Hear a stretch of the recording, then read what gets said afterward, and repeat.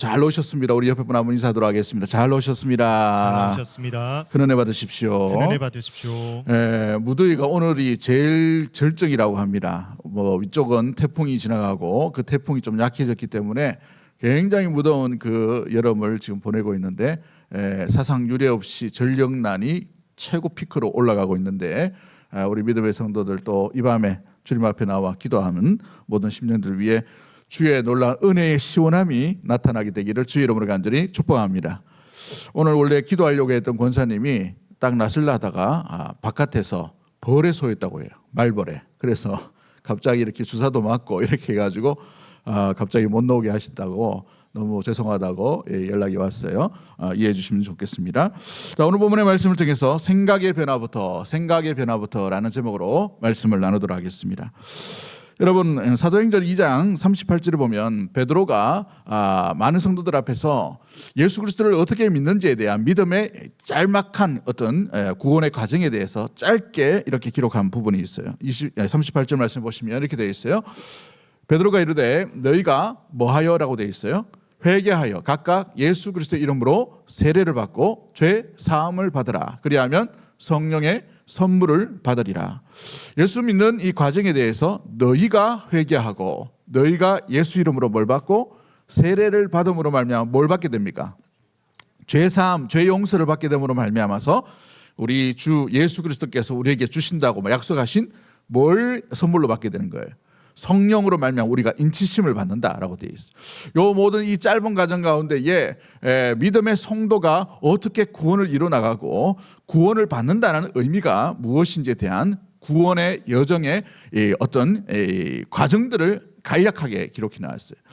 제일 먼저 보시면 너희가라고 되어 있어요. 너희가 어떤 너희인가 하면 부르심을 받은 선택받은 너희죠. 그래서 이 모든 과정 가운데 하나님이 부르신 자만이 회개할 수 있게 되는 겁니다. 회개함으로 말미암아 그런 자만이 어떻게 받게 돼요?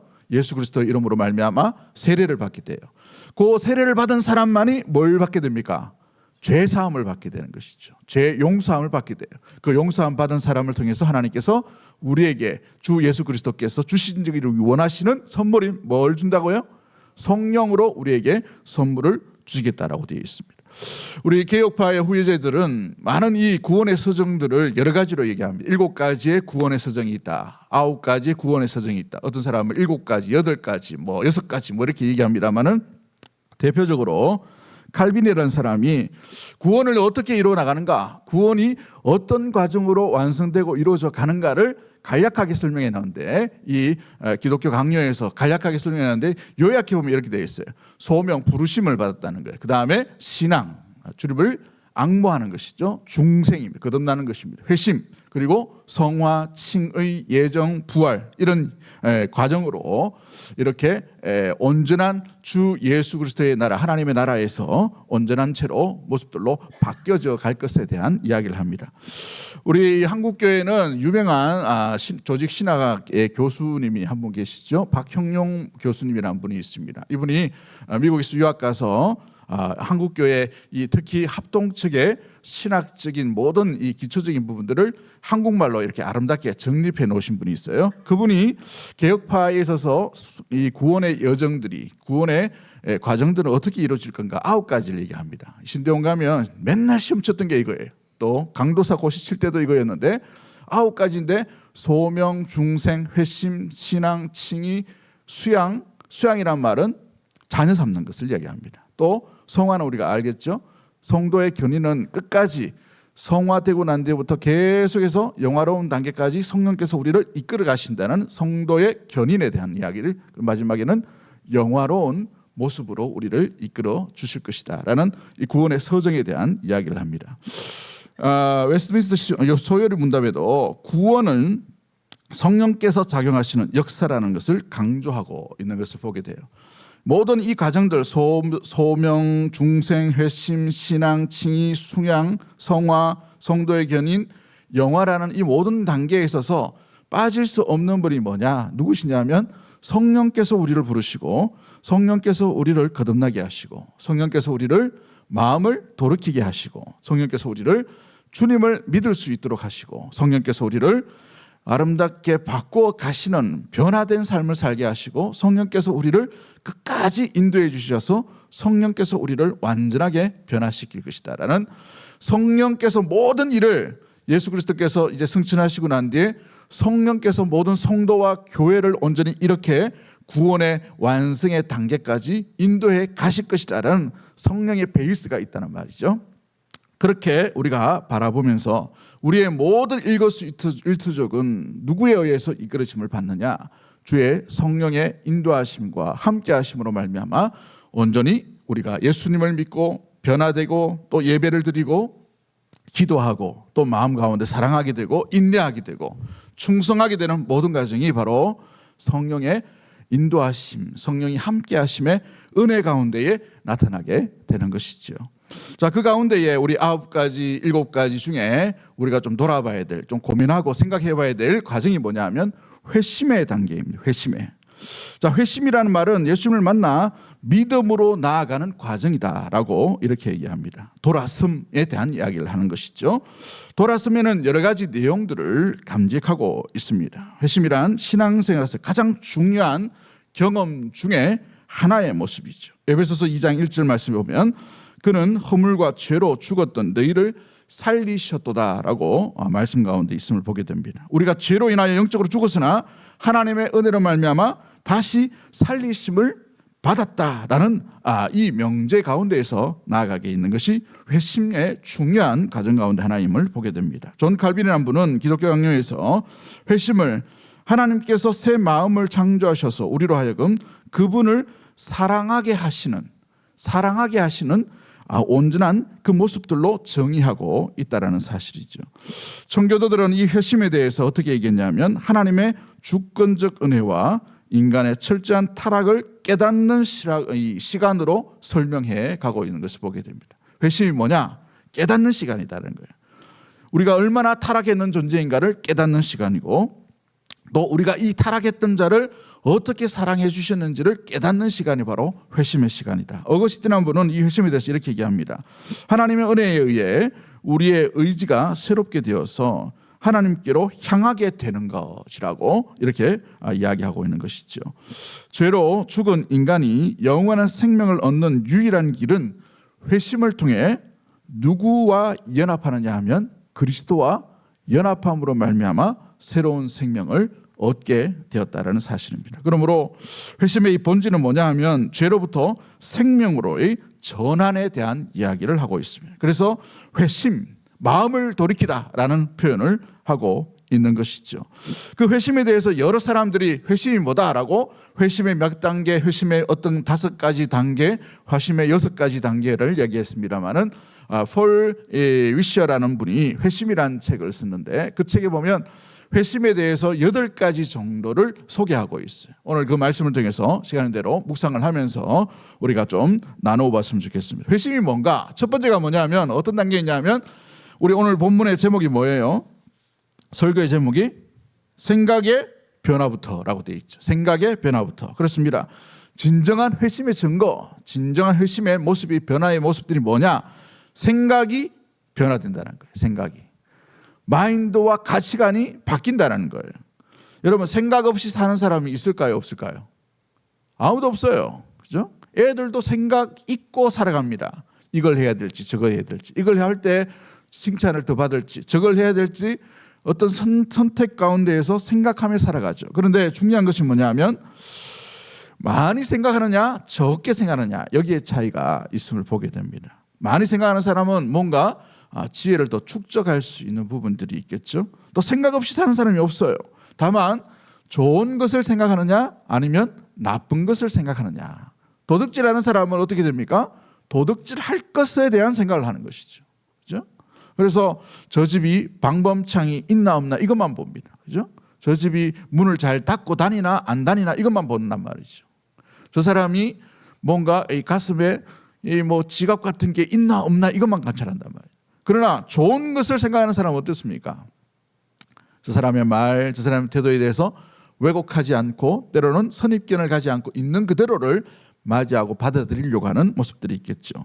생각 없이 사는 사람은 없습니다. 다만 선하게 생각하느냐 또한 악하게 생각하느냐에 따라 의도가 나눠지게 되어 있는 것이죠. 믿음의 성도는 선한 데 지혜로운 우리 믿음으로 나아갈 수 있게 되기를 주 이름으로 간절히 축복합니다. 일상의 우리 삶 가운데에서 생각의 변화는 이제 나 중심에 대한 생각으로부터 그리스도 중심의 생각으로 바뀌어지는 것이에요. 이전까지는 내 열정과 내 욕심과 내 생각들이 다 전부였다면 이제 회심을 한 사람의 특징, 예수 그리스도를 믿는 마음이 변화되고 바뀐 사람은 본질적으로 체질적으로 변화된 사람의 특징이 뭐냐? 생각의 전환이 일어났다는 거예요. 가치관이 바뀌었다는 것이죠. 이전에는 별로 중요하지 않던 것에 대해서 아주 중요한 일로 아름답게 여기고 그 일에 매진하게 됩니다. 이전에는 뭔가 나와 상관없는 삶의 모습들입니다. 예수가 누구인지 모르는 그 삶 가운데서 이제는 예수 그리스도의 말씀과 뜻과 그 계획이 무엇인지 궁금하고 관심을 가지고 거기에 귀를 기울이고 행동을 하려고 하는 가치관의 변화가 일어나게 되는 것이죠. 그러므로 진정한 회심이란 생각이 가치관이 변화되는 것이, 죄가 뭔지 의로운 것이 무엇인지에 대한 변화와 깨달음과 확신이 일어나고 있는 것이죠. 사울이란 증언을 보십시오. 이 사도행전 7장, 8장, 9장에 나오는 이 사울은 자기의 율법관이 전부인 줄 알았어요. 그게 옳은 줄 알았습니다. 그런데 다메섹 도상에서 예수님을 빛 가운데 만나고 난 뒤에 예수님을 만났을 때 주여 누구니까 할 때에 주님이 뭐라고 말씀하십니까? 네가 핍박하는 예수다라고 이렇게 말하죠. 그러므로 그의 모든 가치관이 완전히 무너지게 되는 것을 보게 됩니다. 그는 하나님을 위해 또 율법을 위해 유대인을 위해 바리새인을 위해 전통을 위해 수고롭고 애쓰고 사랑하고 뭔가 열심히고 열정적으로 뭔가 했다고 하지만 정작은 누구를 핍박하는 것이었습니까? 예수님을 핍박하는 행동이었어요. 그래서 예수님이 나타나심으로 말미암아 눈이 감겨버렸죠. 눈이 감겨졌다가 3일 만에 떴다는 것은 뭘 얘기합니까? 요나의 예언의 요나의 모습을 대신 비춰주고 있는, 비유로 비춰주는 예수님의 사인과 같은 모습들을 보게 돼요. 요나의 이 3일간의 물고기 뱃속의 암흑 가운데 그했던 건 뭐예요? 그가 옳은 행동은 뭐였습니까? 니느웨가 아니라 다시스로 가는 것이 요나의 선함과 옳은 방법이었다라고 자기의 열정과 자기 가치관을 가지고 있었어요. 그런데 하나님의 뜻이 뭐였어요? 다시스가 아니라 어디로 가야 된다고요? 니느웨로 가야 된다는 것이 하나님의 뜻이었습니다. 보통 유대인 같으면 굉장히 북왕국 이스라엘을 완전히 회파시켰기 때문에 아수르 하면 치를 뜨는 나라예요. 우리나라에 보시면은 몽골이 약 200년간 우리나라 침입했어요. 고려시대에 보면 여러분 그때 태어난 사람은 전쟁하다가 죽고 거의 다 전쟁하다가 3대까지 전쟁하다가 죽었어요. 얼마나 이 비참한 이야기 모습들이. 그럼 몽골족 하면 어떻게 합니까? 마음에 막 머리가 쭈삣쭈삣하죠. 근데 거기 가서 복음을 전하는 건 똑같은 거예요. 그러므로 이 아수르라는 나라는 유대인들에게 상당히 거부감을 일으키는 모습들이에요. 그럼에도 불구하고 하나님의 뜻은 무엇입니까? 니느웨로 가서 하나님의 말씀을 전가하라는 것이에요. 여러분 이것은 하나님의 뜻이 무언가를 가치관의 변화된, 하나님의 뜻에 맞추는 삶의 모습으로 생각의 전환이 일어나야만 진정한 회심의 모습의 변화가 일어나게 되었다는 것이죠. 내 고집이 더 좋아요. 내 어떤 경험이 더 좋습니다. 내가 하려고 하는 태도와 내 어떤 이제까지 살아왔던 모습들이 그것들이 좋아요. 대부분 맞았어요. 그런데 주의 뜻과 정말 맞는지를 점검해 봐야 돼요. 그러므로 말미암아서 주의 뜻이 무엇인지를 분별하며 그 뜻에 맞추어 살아가는 터닝 포인트, 바뀌는 회전과 이 어떤 유턴하는 그 모습들이 되어야만 생각의 전환과 가치관의 변화가 일어나야만 회심한 성도와 크리스찬의 모습이 될 수가 있게 되는 것이죠. 오늘 본문인 에베소서 4장 17절과 18절 말씀 우리 다 같이 한번 읽어보도록 합니다. 시작. 그러므로 내가 이것을 말하며 주 안에서 증언하노니 이제부터 너희는 이방인이 그 마음에 허망한 것으로 행함같이 행하지 말라. 그들의 총명이 어두워지고 그들 가운데 있는 무지함과 그들의 마음이 굳어짐으로 말미암아 하나님의 생명에서 떠나 있도다. 아멘. 여러분 여기 보시면은 그 이방인이 그 마음에 뭐한 것이라고 되어 있어요. 허망하다라고 되어 있어요. 헛것이다는 거죠. 쓸데없는 것이다라고 되어 있죠. 그 쓸데없는 것처럼 뭐 하지 말라? 행동하지 말라. 영양가가 없다는 거예요. 왜냐하면 18절 말씀에 그들이 뭐 했기 때문에? 총명이 어두워지고, 다른 번역에 보면 지각이 어두워졌다라고 되어 있어요. 지각이. 생각하는 능력이 어두워졌다라고 되어 있어요. 이 생각하는 능력, 생각이라는 말은 다이노이아라는 단어를 쓰는데, 이 다이노이아라는 생각은 뭐냐 하면 마음과 이해력과 분별력을 얘기할 때에 이 자각 총명이라는 단어를 씁니다. 그러니까 사건을 보는데, 일을 보는데, 환경을 바라보는데, 세상을 바라보는데 뭐 하는 능력을 잃어버린 거예요? 자각하고 분별하고 어떤 해석하는 능력들을 잃어버렸다. 뭐가 죄고 뭐가 주의 뜻인지를 놓쳐버린다는 말이죠. 여러분, 사울과 요나도 그와 같은 총명과 지각이 어두워질 수 있다는 사실을 우리가 염두에 두고, 우리 역시도 항상 주의 말씀에 깨어 있어야 될 이유가 바로 여기에 있는 거예요. 우리가 오늘 생각에 이 하루 가운데에 주의 말씀과 주의 뜻 가운데에서, 주의 마음 가운데에서 온전히 그 뜻대로 생각이 계속해서 나아가고 있는지, 그 뜻 안에 머물고 있는지, 그 뜻과 함께 생각하고 마음을 품고 지각하고 이해하고 받아들이고 있는지를 항상 점검해 보셔야 하는 것입니다. 복음의 능력이라는 이 책에서 이렇게 말합니다. 성령께서 우리로 하여금 우리의 죄를 깨닫고 그것이 신성한 법을 어떻게 범하고 있는지를 알려주게 됩니다라고 되어 있어요. 성령께서 우리에게 끊임없이 거기 가면 안 돼, 그런 짓 하면 안 된다, 그런 생각은 나쁜 거야, 그런 방법은 좋지 않은 것 같아, 이런 방법 해볼래? 인내와 충성과 온유와 겸손과 이런 생각을, 가치관의 변화를 자꾸 시켜가는 것이죠. 우리의 마음이 이 세상을 살아갈 때에 때로는 욕심 가운데 있을 수가 있어요.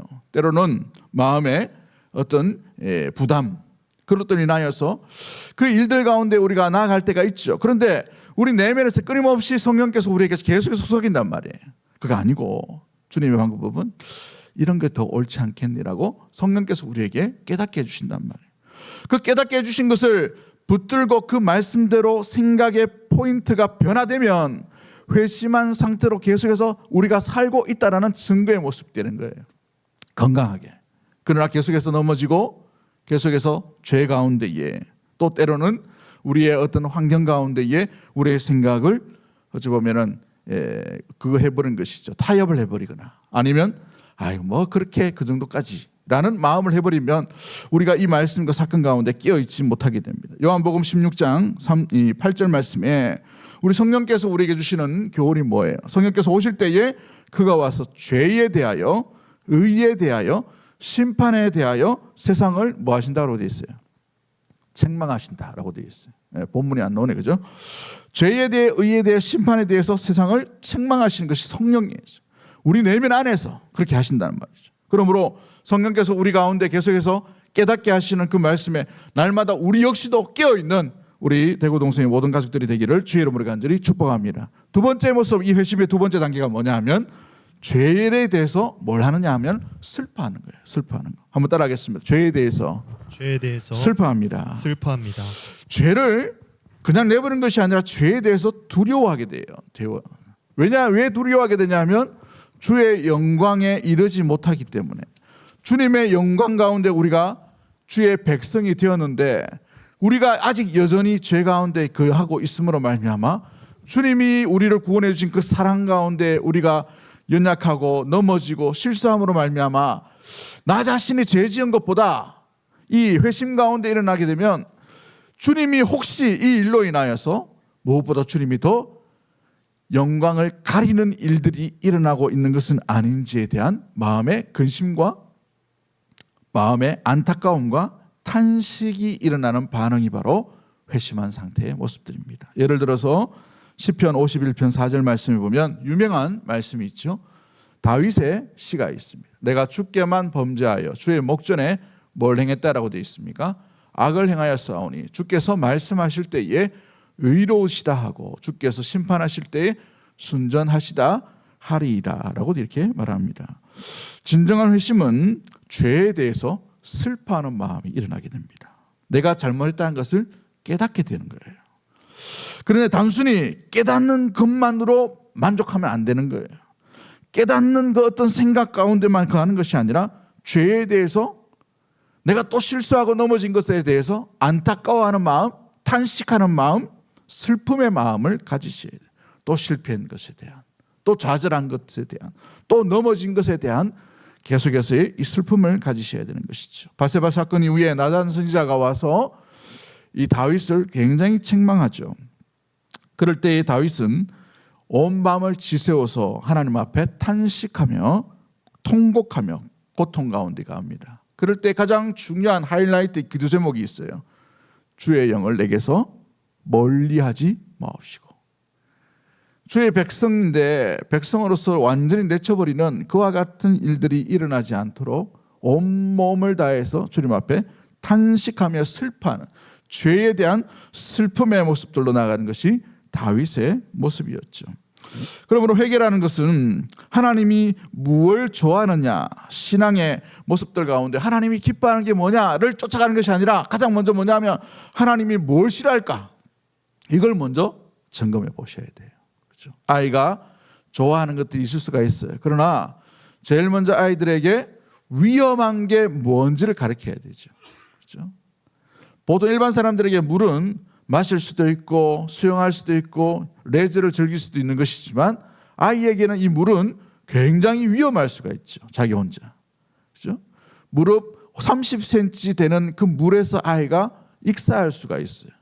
그러므로 혼자 물속에 그하지 못하도록 부모가 막는단 말이죠. 그러므로 하나님이 우리를 제일 먼저 하나님께서 싫어하신 것이 무엇인지를 낱낱이 우리가 점검하고 또 깨닫고 마음 가운데 새겨야 되는 것이죠. 그러므로 그 일에 대해서 같이 하나님이 슬퍼하심으로 말미암아 우리 역시도 그 일에 대해서, 그 말에 대해서, 그 행동에 대해서, 그 사건에 대해서 그 마음가짐 가운데에서도 슬퍼하는 마음이 있으셔야 되는 거예요. 있으셔야 돼요. 죄를 슬퍼하셔야 돼요. 여러분의 생각 속에 있는 죄를 슬퍼하는 마음을 가지셔야 돼요. 안타까워하는 마음이 가지셔야 돼요.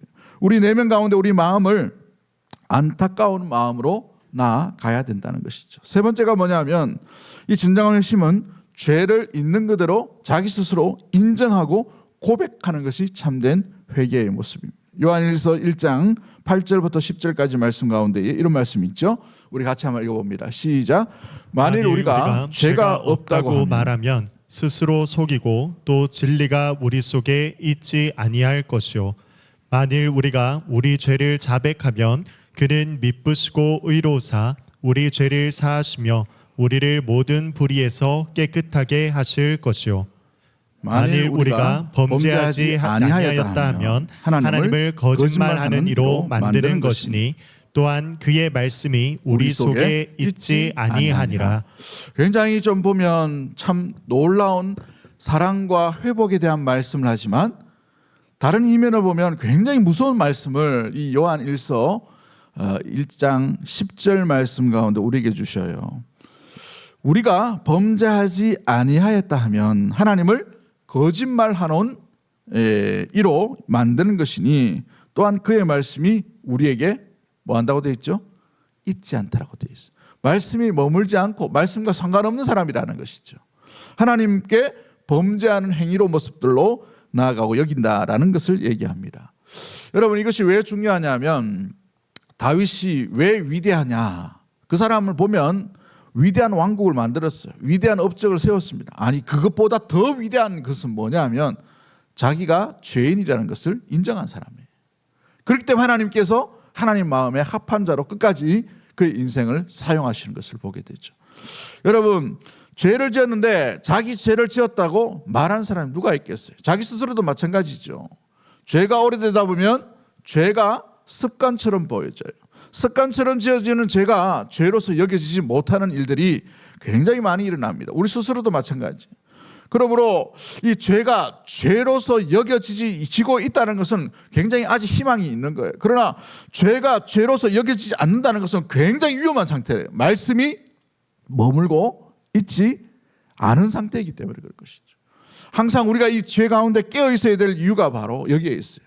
죄를 있는 그대로 인정하십시오. 나의 연약함을 인정하십시오. 주님은 인정하는 자, 회개하는 자를 통해서, 자백하는 자를 통해서 미쁘시고 의로우사 남김없이 우리의 모든 죄를 뭐 하신다는 분들이 불의라고 되어 있어요. 사하여 주시고 모든 불의를 어떻게 하신다고요? 깨끗하게 하신다. 우리는 뒤끝이 있어도 하나님은 뒤끝이 없으셔요. 응? 우리는 참 뒤끝이 많죠, 그죠? 저 인간이, 저 사람이 많아요. 많을 수밖에 없어. 우리 연약하기 때문에. 그러나 하나님은 그 죄를 들고 주님 앞으로 나아가면 어떤 죄라 하더라도 주님은 다 받으시고 용서하셔야 돼요. 이렇게 안 믿는 얼굴이고 또 자꾸. 할렐루야. 주님에게는 뒤끝이 없어요. 만약에 뒤끝이 있는 분이셨다면 베드로 찾아가실 수가 있는 분이 아니에요. 제자들을 찾아가실 수가 없는 분이죠. 예수님이 제일 힘드실 때, 그때에 끌려들어가는 그때에 이 베드로가 한마디라도 좀 도와줬으면 얼마나 좋았을까요? 우리 인간적으로 보면. 베드로가 어떻게 합니까? 예수님과 눈이 마주쳐요. 그 본문에 보시면 눈을 마주치고 난 뒤에 눈을 돌려버립니다. 베드로가. 그리고 난 뒤에 여종에 대해서 나는 모르는 사람이다 라고 이야기합니다. 또다시 채광을 하니까 그 여종을 향해서 뭐라고 되어 있어요? 예수님을 저주했다라고 되어 있어요. 저주했다. 그 소리가 예수님께 다 들려요. 차라리 3년간 제자 훈련이라도 하지 말든지, 3년간 실컷 따라오고 물 위에도 걸어가고 기적도 일어나고 여러 가지의 놀라운 기적을 제일 먼저 본 사람, 변화산상에서 그죠? 예수님이 변화된 모습까지 다 본 사람이, 그런 제자가 배반을 했단 말이에요. 얼마나 가슴 아프지. 그럼에도 불구하고 평안하냐라고 물으시죠. 너 나 사랑하니? 라고 말씀하시죠. 그럴 때 베드로의 고백이 뭐예요? 사랑하니? 라고 우리 예수님께서 베드로에게 물으십니다. 아가페라고. 그럴 때 베드로가 뭐라고 얘기하죠? 주여 아십니다 라고 얘기합니다. 왜 아십니다 라고 얘기하고 난 뒤에 주여 내가 주님을 사랑하는 줄 아십니다 라고 합니다. 그 사랑한다라는 표현은 아가페가 아니에요. 필레오예요. 필레오. 인간적으로 사람의 하는 그런 사랑으로 내가 사랑할 수밖에 없는 한계를 이야기합니다. 그럼에도 불구하고 주님은 그 베드로를 받으시는 것을 보게 되죠.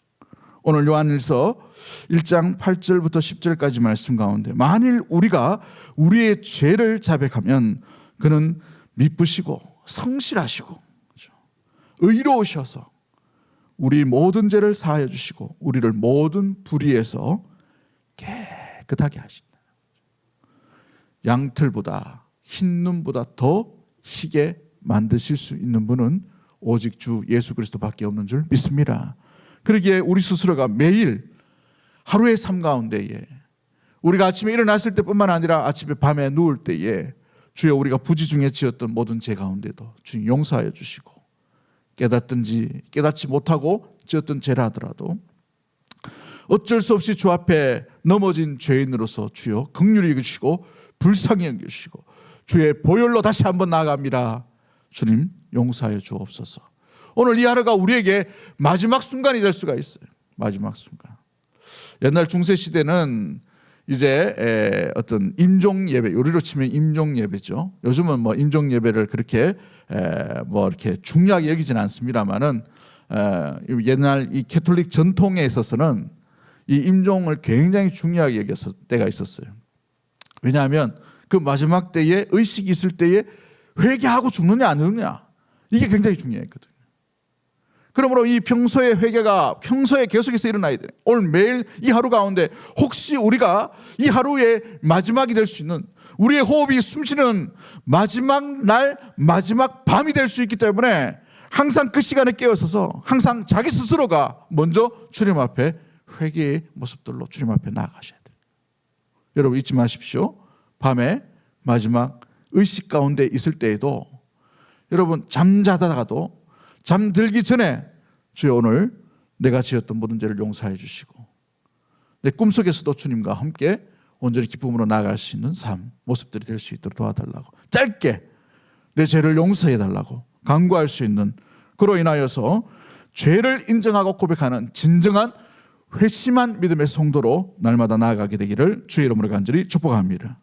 네 번째 모습은 뭐냐? 죄에서 돌이킨다는 거예요. 하나만 더 하고 제가 안식을 갔다가 영국을 갔다가 돌아오도록 하겠습니다. 제가 좀 어지러워가지고 조금 집중하기 좀 어렵지만 진정한 회심은 죄에서 돌이키는 거예요. 돌이키는 거. 여러분 이 돌이킨다는 말은 말만 생각만 마음만 돌이킨다는 게 아니에요. 행동으로 돌아가는 거죠. 서울 가는데 잘못 갔어요. 그러면 잘못 갔는데 하고 계속 대전 지나고 있고 평택 지나고 있고 그다음 위에 뭐고 수원 지나고 있고 계속 가고 있어요. 그럼 이게 돌이킨 겁니까? 아닌 겁니까? 안 돌이킨 거예요. 여러분 부산 가려고 하는데 이 어떻게 회전을 하려면 어떻게 해야 돼요? 돌려야 돼요. 그렇죠? 목적지가 다르면 돌려야 되는 것이죠.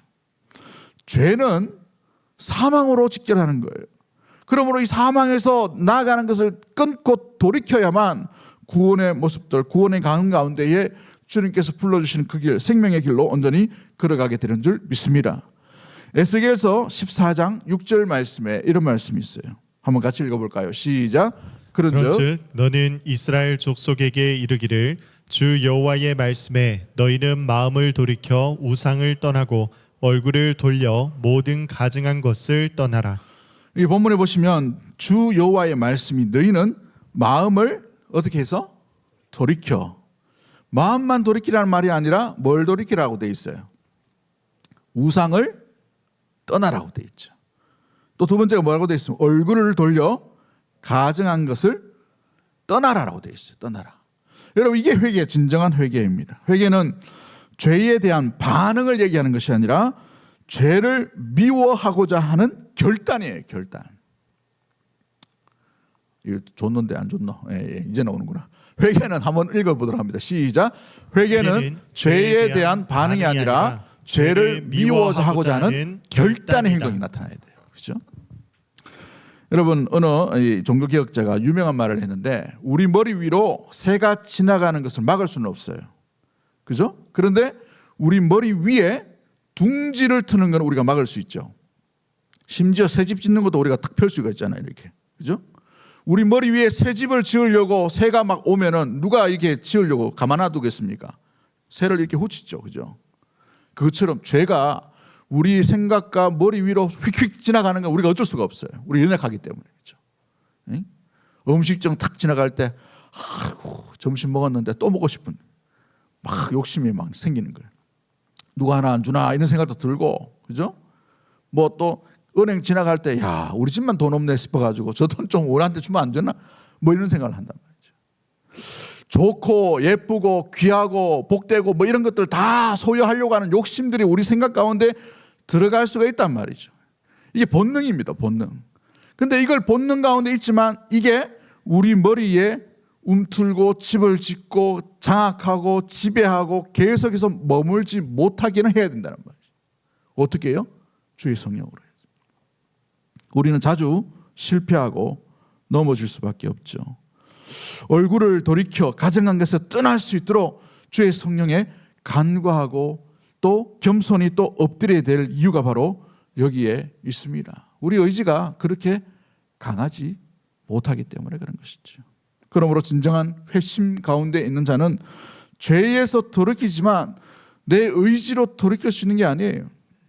그래서 다시 긍휼히 여기시는 주의 십자가 앞으로 날마다 나아가야 되는 것이죠.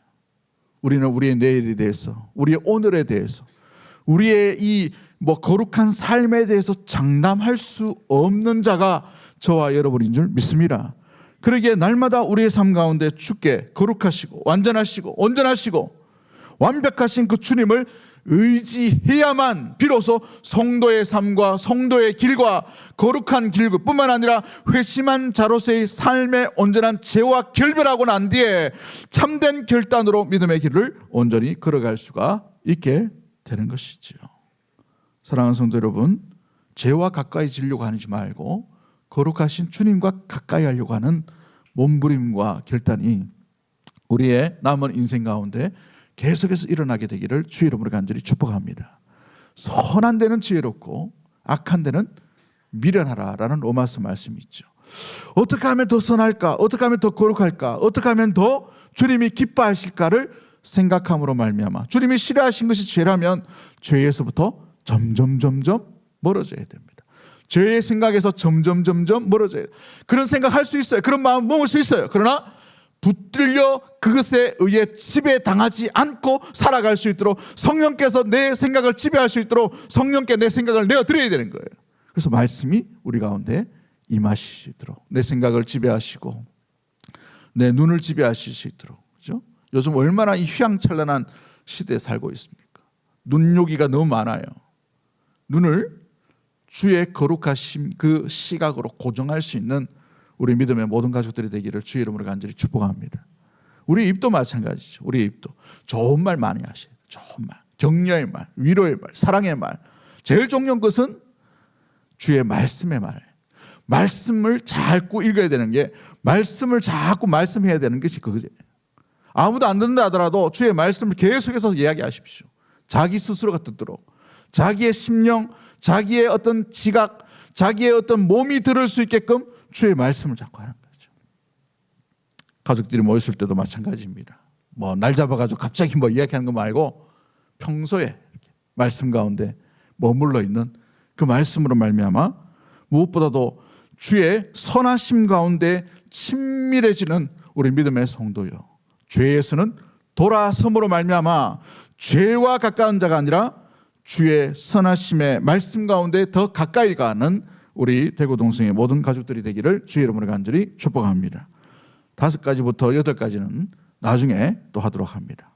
5번은 뭐냐 하면 자기 의와 행위를 부정하는 것이고, 6번이 뭐냐 하면 하나님께로 완전히 돌아선다는 것을 얘기합니다. 7번, 7번째가 뭐냐 하면 그래서 주께 복종하는 거예요.